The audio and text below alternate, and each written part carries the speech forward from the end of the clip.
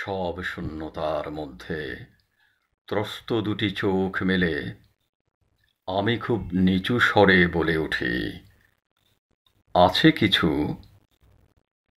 আমার ধারণাতীত কিছু।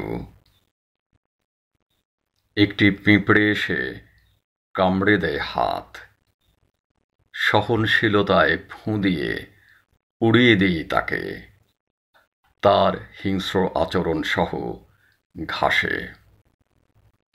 পালায় সে ঘাস থেকে ঘাসে,